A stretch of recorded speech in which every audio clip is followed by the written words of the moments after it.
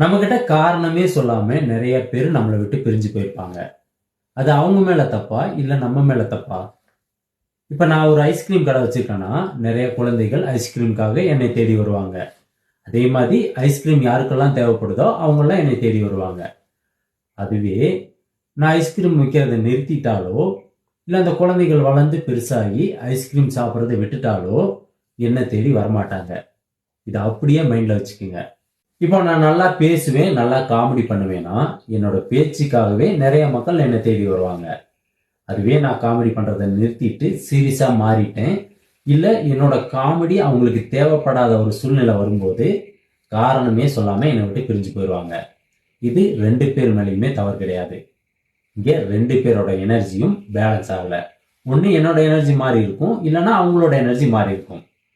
So யாருக்கு எந்த energy கொடுக்குறோன்றதுல கவனமா இருக்கணும்.